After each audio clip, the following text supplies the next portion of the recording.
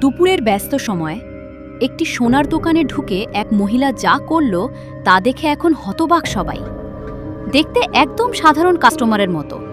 দোকানে তখন ছিলেন মাত্র 2 জন কর্মচারী। মহিলা শান্তভাবে গয়না দেখছিল, কথা বলছিল স্বাভাবিকভাবেই, কিন্তু হঠাৎ করেই ঘটে যায় ভয়ঙ্কর ঘটনা। ব্যাগ থেকে বের করে গুঁড়া মরিচ আর সোজা কর্মচারীদের চোখ লক্ষ্য করে ছুঁড়ে মারে। মুহূর্তের মধ্যেই দোকানের ভেতরে শুরু হয় চিৎকার আর বিশৃঙ্খলা।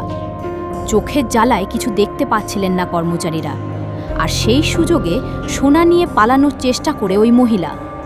কিন্তু এখানেই ঘটে উল্টো ঘটনা। দোকানের এক কর্মচারী সাহসিকতার সঙ্গে সঙ্গে তাকে ধরে ফেলেন।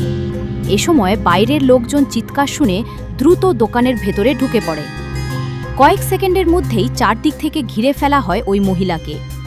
পালানোর অনেক চেষ্টা করেও শেষ পর্যন্ত আর বের হতে পারেনি সে। পুরো ঘটনাটি ধরা পড়ে দোকানের সিসিটিভি ক্যামেরায়। ভিডিওতে দেখা যায় প্রথমে একদম স্বাভাবিক কাস্টমারের মতো আচরণ করছিল ওই মহিলা, কিন্তু সুযোগ বুঝেই চালায় এই কাণ্ড। এখন সেই ভিডিও সামাজিক যোগাযোগ মাধ্যমে ভাইরাল। অনেকে বলছেন দিনের বেলায় এমন ঘটনা সত্যিই ভয়ঙ্কর। আবার অনেকে দোকানের কর্মচারীদের সাহসিকতার প্রশংসা করছেন।